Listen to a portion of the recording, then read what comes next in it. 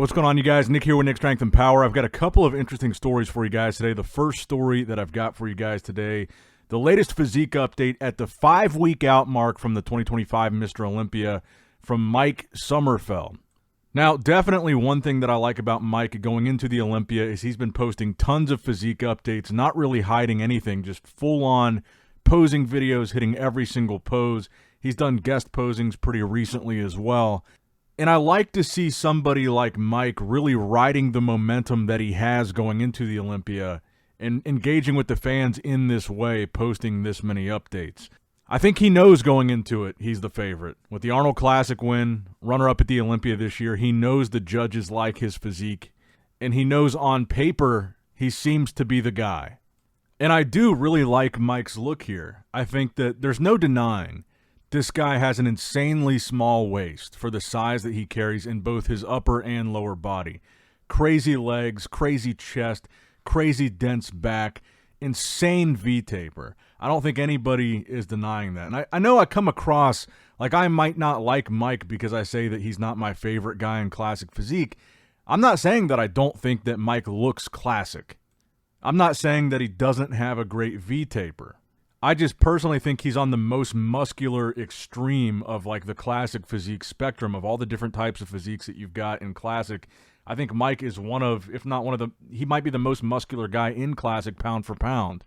And yes, he does that while maintaining a small waist and an aesthetically pleasing physique. It's just not necessarily what I think is the most classic physique. And not that it matters what I think. I'm not a judge. And this seems to be the direction that the judges want to see the division go based on the placings they've been giving Mike recently. I just think, like I've said before, this is a very important Olympia for classic physique. Whoever wins this Olympia is really going to define the standard for that division going forward.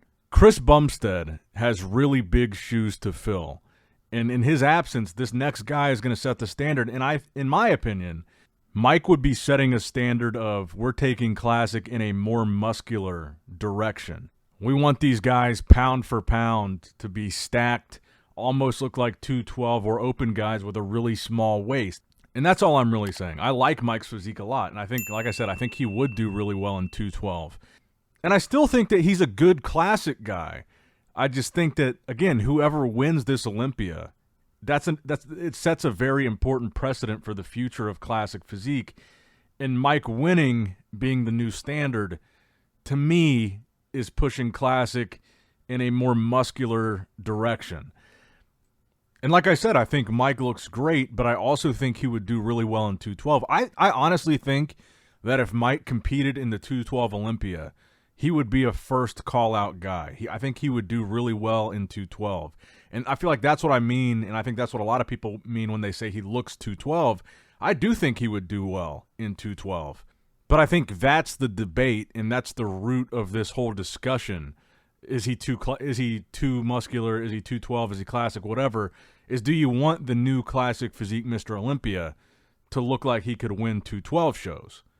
Like Terrence Ruffin, for example. I was looking at his latest physique update today and then the one that he posted a couple days ago. This picture, then also the video that he posted. And I'm looking at Terrence Ruffin's physique, and Terrence is a guy that is like a perfect fit for classic physique to me. I don't think that he would, if he switched to 212, I don't think he would be a first call-out 212 Olympian. I don't know if he would make it to the 212 Olympia because I don't know if he's big enough. His physique is defined by his shape, by how classic he is. It's his lines. It's his structure. It's not just he has a small waist. His physique and his aesthetic, I think, just is entirely classic. And I don't know that somebody like Terrence would translate well to a 212 or an open. And I kind of had this conversation yesterday about Urs, is it shouldn't be easy for Urs to switch to open. I would be surprised if Urs wins his open debut because those divisions are supposed to be very different.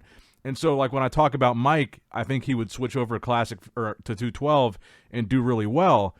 I don't know necessarily that that's a good thing for a classic guy. I think that's the way to present the argument, is a classic guy should be best in classic. And I think that Terrence's physique is a good example of that. I think with Terrence, if he went to open or he went to 212, he would not do as well as he does in Classic because his physique is best suited for the Classic Physique division, and that's why he continues to win big Classic Physique titles and be on top in the Classic Physique Olympia placings because that's where he belongs. Terrence just won the Classic New York and Pittsburgh shows.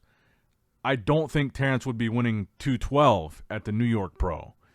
Mike, on the other hand, I think probably could win a big 212 show. And I think that's the difference between their physiques that people are pointing out. You know, I'll be honest, I kind of think that Mike, that 5 weeks out update that we just looked at from Mike, I think if he was 5 weeks out from the 212 Olympia and he walked on like how he is now, obviously continued prepping from where he's at now, but without like fully making a transition to go to 212, if he walked on the 212 Olympia stage instead of Classic, I think he'd be first call out.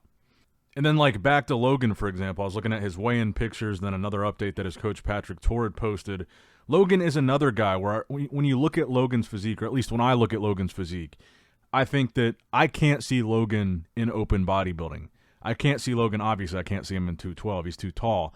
But when I think about Classic physique, and I think about guys like Logan and Terrence, I look at their physiques and I say, these guys are meant to be in Classic and not any other division. That's where their physique will do the best.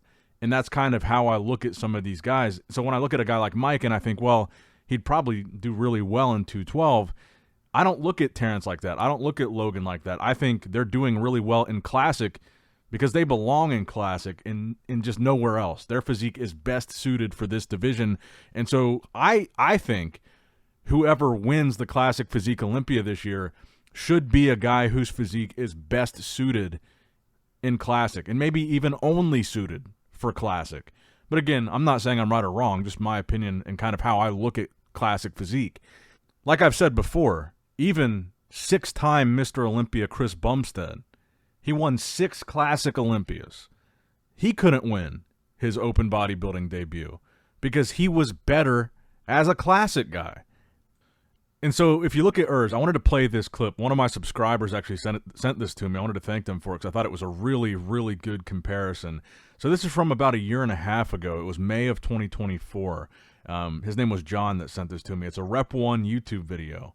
And in yesterday's video, I used the example of Urs compared to Tim Budeshiem for like a size difference, density difference, open bodybuilding. You know, is Urs going to be big enough? And he was like, bro, look at this video. They actually posed together, again, like a year and a half ago. So this would have been, I believe this would have been off-season Urs. I think he did do the Arnold 2024. So this would be March, April, May, 2-3 months after the Arnold. So I think somewhat off-season Urs. So probably a heavier weight, like maybe 250, 260 here, like he is now. And you know what? I got to say, I got to give Urs some credit here. He's actually holding his own standing next to Tim Budeshiem. Tim is a big, dense, grainy, muscular guy. He's got seasoned, mature muscle, slabs of muscle. The guy's a big, open bodybuilder. And you know what? Urs is holding his own in these poses next to Tim. I got to give him credit here. And this was, like I said, about a year and a half ago. And this is the crazy thing about Urs. This is off-season Urs. And Urs is grainy and striated while still looking big next to a guy like Tim Budeshiem. So I am very curious. Urs is legitimately a wild card going into this Italy show. Maybe he is big enough. Maybe he's not. That's really the question that we're going to see answered this weekend. We have no idea. We haven't seen any physique updates. We don't know. But I did watch this Rep 1 video of him posing with Tim, and I was like, you know what? Maybe he is big enough. And I will be fair, I do think this is a little bit distorted. There's a fisheye lens on the camera that makes Urs look a little bit bigger here next to Tim, so I got to take it with a little bit of a grain of salt. But I was watching this, I was like, man, Urs does not look small next to Tim. Maybe I was wrong about this. Now, I will say I don't think he looks as big as Tim, especially if you look closely at the arms, the density in the chest, like the shoulders. You can still see that, you know, there's kind of an illusion going on because it looks like significantly taller than Tim. So your eyes are drawn to Urs a little bit in this, and I think that distorts it a little bit with the fisheye with Urs being taller. You can see some points where Tim has that size and density over Urs, especially like the arms and shoulders. But my takeaway from watching this was, man, you know what? Urs doesn't look that small next to Tim Budeshiem, and this was a year ago when he was still fully competing in Classic. I think what'll happen is this. I think, look, Urs is a top Olympian, even though it's in a different division. I think the judges are going to give him a look at this show. I don't think you're going to see anything crazy happen like Urs placed dead last. I think Urs will most likely, if he's on and he's in really good condition, I think the judges will give him a look in that first call. They're going to say, okay, look, you're a top Olympian from another division, granted, but if he comes out for his individual and he's peeled to the bone, I think they're going to take that into consideration. Look, you're a top Olympian in another division. You're on here. Let's give you a look against these top open guys in this class. And look, you saw that happen just a few weeks ago at the Texas Pro with Kareth Bajo. He's a top 212 Olympian. They put him in that first call out. They gave him the look because he was on. He's coming from 212. He's a top Olympian. And he wound up in 7th. He wasn't really in that mix. I don't think he really looked big enough to be in that top 5, like in a money placing, and they placed him accordingly. And that could happen with Urs, or he could wind up placing in the top 3 or winning the show. But I do think if Urs is on, they're going to give him a look in the first call out and give him a chance to stand next to those top guys because, you know, like it or not, being a top Olympian from another category, I think makes the judges, it makes you stand out to the judges, whether it should or not. And I think because of that, if he's on, the judges are going to want to give him that first call-out look, just to really give him a fair chance to stand with these guys. But let me know in the comments below, what are your predictions for Urs at this weekend's Italy Pro? No wrong answers. I think anybody's opinion here is totally valid. We don't know what Urs is looking like. You can think he's going to be first. You can think he's going to be last. You can think he's going to be top 6. I think all of those would be valid takes because we really have no idea. He's the true definition of a wild card at this show. And I think probably the final story that I've got for you guys today, Nick Walker in an interview with Dynamite D gave his top 5 Olympia predictions in order. And I'm going to just roll that clip for you guys right here. I'm going to lay out the top 5. Go. Yeah. I got to go. But I'm going to go me, Samson, Hottie, Derek. Who am I missing? You have Martin. I'll put Martin 5th. Then also on top of that, I'm going to show you the latest physique update of Nick Walker, showing off his hamstrings and glutes from the side.